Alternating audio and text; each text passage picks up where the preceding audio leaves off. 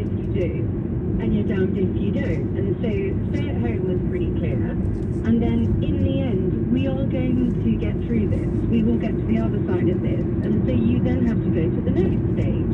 And the next stage is going to mean different things for different people. As the guy said previously, the virus is in different stages throughout England. So staying alert, possibly in London, means learn what you've done and be careful and baby steps, step by step. If you can get back to work and start helping the economy, and you've got lots of businesses with all the people furloughed, that's not going to last forever, is it? Stay alert and get back out there, and that's pretty clear. Whereas if possibly you're in Scotland, the message, you have to interpret it with your own brain. And I think the Brits have shown themselves to be not particularly stupid, and I don't see what's so difficult in understanding that term. Well, I think you're right on the fact that most people have obeyed the rules. I think there was a poll out showing that 85-90% of people are obeying the social distancing rules, and huge numbers of people are working at home. And you can see that because the streets have been so empty. Now, people say, well, there's a lot more traffic on the roads. Now, more traffic on the roads doesn't, and actually, I'm not sure the figures bear that out, but more traffic on the roads doesn't necessarily mean that people aren't social distancing. But it'll be interesting to see what Boris Johnson says on that, as to whether people are allowed to undertake car journeys, for example, which up until now they haven't been allowed to. Louisa, thank you. Alistair's in Canterbury. Alistair, what would you like to tell me? I'd like to say that if the message hasn't changed, i.e. we're still supposed to stay at home, why has the messaging changed? Well, the only logic I can think of is that they are going to say something about people going back to work, and I imagine it'll be something along the lines of, well, if you can't work from home and you can go back to work, please do so, but only if you can socially distance as far as possible, and probably if you can avoid using public transport. I would have thought that is the kind of thing that they're probably going to say, if anything. Otherwise, I can't see the point of the change. Well, I was under the impression that was the case anyway, from what they've said in the briefing. I just think that it's going to lead to a lot of confusion. It isn't clear. Well, stay at home is pretty clear. As previous callers have said, people were out on the streets on Friday, regardless of whether that was the right thing or not. They were supposed to be staying at home, and under that messaging, they were out. So how are people going to understand the right messaging? And I think if the government want to be clear on it, which they haven't been so far, actually, how is this more confused, more... As people said on Twitter, if you're having to explain something, you're not explaining it right in the first place. I don't think it's I totally agree. When I first saw this, I was thinking, trying to work out what it meant, and I was thinking, well, what does staying alert actually mean? And I immediately thought of my Jack Russell, who has two modes, sleep or alert, and he's on hyper alert, looking for cats out of the window, all that sort of thing. But you try and translate that into this scenario, and all you can really say is, well, you stay alert for people who might be infecting you within 2 meters of you. That I can't really think of any other way of explaining it, but that's too convoluted, isn't it? You've got to have a simple, sharp message that everyone can understand. And the fact that we're even having this discussion, as you say, shows that it's not a very effective slogan. At the minute, I'm working from home, I'm doing my one bit of daily exercise, and I'm going to the supermarket once a week. If the message is changing, how does my daily routine changing? Obviously, I might be allowed to go out exercising more than once a week, but what other things am I allowed to do? It just isn't very clear. Well, to be fair, he hasn't made the statement yet. To be fair, he a lot more detail in this document that they're publishing tomorrow. I mean, in 50 pages, presumably there is quite a lot of detail in it. So we're kind of preempting it at the moment. But like you, I am sceptical as to whether this slogan really hits the mark. Alistair, thank you. Let's go to another first-time caller, Mary, who's in Finchley. Hi, Mary. Hello, Ian. Very nervous. You don't need to be nervous of me, you know that. I've been listening to obviously for years and years. Ian, to me the message is quite clear for me. I think people are so fearful to go back to work, to just get out of their houses, and I think the government knows this. And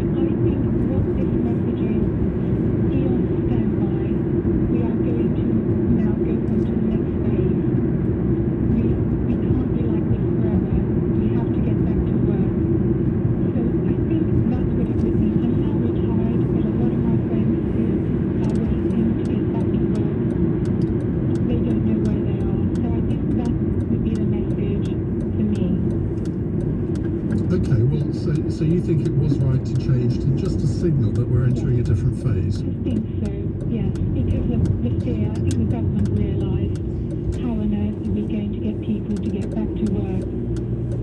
I know so Do you not think that they should have come to an agreement with Nicola Sturgeon, Mark Drakeford in Wales, and the Northern Ireland Executive? Because clearly the other three constituent parts of the UK, they think that they're in different stages and they're not comfortable with this. Yes, I do agree with that. I'm really surprised they haven't done that. I'm really surprised because we should really get the union together. That surprises me. It's a shame, but I don't know. But I just feel I'm retired now. I don't have to go back to work, but I feel for my friends who are just in limbo. They just have no idea. I was in retail. I retired 2 years ago. I feel so bad for retail. I was in town, very much store. I just feel for everybody. Well, as you may know, I used to own a shop. I feel really bad for anybody in that sector at the moment because there are going to be a lot of casualties, I think, particularly in retail and hospitality, but other sectors do. You don't get the headlines that those two sectors do. Mary, thank you very much indeed. So we're asking, what are you hoping for from Boris Johnson? Do you think he's going to deliver, or is that nagging doubt in the back of your mind that this is not going to be very detailed, it's just going to sow a lot of confusion? Well, we only have half an hour to find out. Keep your calls coming. You're listening to LBC. I'm Ian Dale. It's 6:31. Here's Tim Humphrey with the news headlines. Boris Johnson will lay out his roadmap for easing the coronavirus lockdown measures in England in the next half hour. The Prime Minister's already announced the stay-at-home message is being replaced by a stay alert slogan. Northern Ireland, Scotland and Wales have already said they will stick with the original message, and the Mayor of Greater Manchester, Andy Burnham, told us he thinks stay at home should be the core message. I would struggle to say at this point in time we can give out a vaguer message, a more permissive message to allow people to begin to resume some form of normality. Another 269 people have died in the UK after contracting coronavirus. That takes the total number to 31,855. 7 people have been arrested following a birthday party in Bolton where 40 people had turned up. Police were called after fighting outside. They say some partygoers refused to cooperate and deliberately coughed and spat at officers. And the weather, wintry showers in northern Scotland and eastern England tonight, clear spells elsewhere, low of -2 in Wales. This is LBC. The coronavirus lockdown has created the perfect environment for scammers, with an increase of 400% in fraudulent activity. Adam French, senior consumer rights expert at Which, joins Nick Ferrari with the latest updates on your consumer rights. Phone call, someone knocking on your door, that is unexpected. Certainly treat that with a degree of caution. Which are providing free expert consumer advice throughout the COVID-19 crisis. For more information and support on your consumer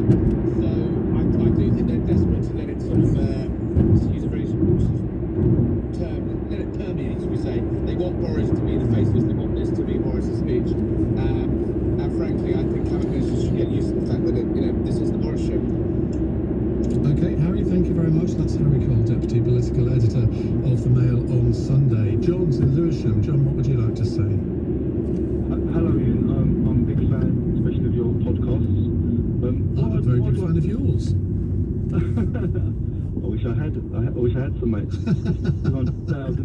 200,000 on Twitter followers that you've got anyway. Don't tell people that, because now people start unfollowing me to get me under the 200,000 again. Anyway, what's your point, John? Yes. So my point is that I believe that the messaging is clear. To me, what it says is that people who feel confident to go out, then they should go out, keep their distance. Obviously, okay, fair enough, the police in England won't be able to tell you to go home. You can say, look, I'm being alert. But for me, we've got to tackle this pandemic in June, July and August in the summer, now that the NHS has got its ducks in a row. Are we going to wait until the winter or wait for a vaccine? I don't think we can. I think we have to attack it in June, July and August. Well, it's going to be a continual attack, isn't it? Because as you say, until the vaccine is available, and it doesn't look as if that's going to happen, at least before the end of the year, it's going to be one constant struggle. And I suspect, where are we now? We're in the middle of May. I think we are still going to be talking about social distancing well into 2021. And this is just going to become part of our lives now. Exactly, and the government cannot furlough people's wages, forever. And the reality is that there's people that have got cancer that aren't going to get, health care. They're obviously poverty creates, death as well. So it's that awkward balancing game, and obviously every death is tragic. But in World War II, I know it's not good to go. Poland, for example, lost 4 million people. It is a war. And I just believe that we have to kind of attack this in June, July and August, now that we've got the incubators, the NHS. Do you know that people like dentists are being paid, they've been told, okay, you can't be a dentist, you're being paid full salary, and we're going to train you to work on an incubator. So that's what I mean about the NHS got its ducks in a row, and we're ready now. And people that aren't, like, if you don't feel comfortable to go to work, then your boss, this is a lot down to employers. Like, if your boss is good enough to say, you don't feel comfortable, stay at home. You've got a nice carpet now in your bedroom. You know so much about me, John. It's very much down. Yeah, and I'm lucky because my guys at LBC, I mean, they were very, when I said I wanted to do it from home, they were very, very cooperative in that, and I think I was one of the first to broadcast from home, and now most people are doing it. And I think when we come to have the conversation about when I eventually go back, I'm sure they're going to be equally understanding, at least I hope so. John, thank you. Let's go to Steve, who is a new caller in Manchester. Hi, Steve. Hi, how are you? Hello, not too bad. What would you like to say? So Boris's message presently, I think, is very clear and precise. We all know what we have to do. I think now, in order to change it, it just gives people license to possibly do what they want. I think you take the example of the Republic of Ireland, where they've actually given a 3-month plan as to how they're going to come out of this crisis. That would be a better way of doing it. Okay, with Boris tonight, kept the message the same, but told us what we should be doing in the next 3 months. I think would be a much better and clear way of going forward. Now that's obviously depending on how clear a message is sent to people. Well, I'm not expecting a huge amount of detail. I don't think he's going to go through a lot of dates tonight, but that may come, because you're right about the Republic of Ireland. They have given dates. I mean, they've been very careful to say, well, these are the dates that we think now. They may have to change. And I think we may get that in the document that they publish tomorrow, when Boris Johnson makes a statement to the House of Commons. Because remember, tonight, I think this is going to last about 10 minutes. Tomorrow, in the House of Commons, I suspect it'll last a lot longer, and he will face a lot of questioning from people from all sides of the House on the strategy and on the detail. But I don't think in a 10-minute speech, I suspect 7 of the 10 minutes is going to be taken up with him just sort of articulating the general thrust of government policy, and then he will spend a bit of time giving some of the detail of how he's going to tweak the lockdown. But anyway, we won't have long to wait. Steve, thank you very much. We'll take more of your calls in a second. Lots of you phoning in, which is very gratifying to see, considering I'm going to be here for 4 hours. It's 6:47. LBC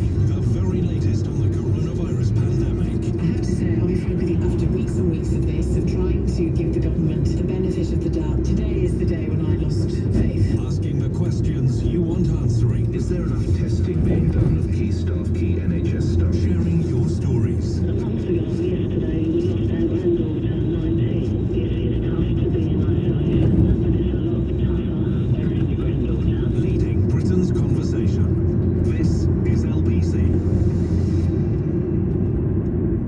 Oh, I hate buying online when there's no one to talk to. That's why at hainesford.co.uk, buying your next Ford car or commercial vehicle is easier than ever. Simply select the Ford that's right for you, value your part exchange, and arrange finance, all at hainesford.co.uk, where you can chat with or call our Ford experts. We'll even deliver to your door. hainesford.co.uk.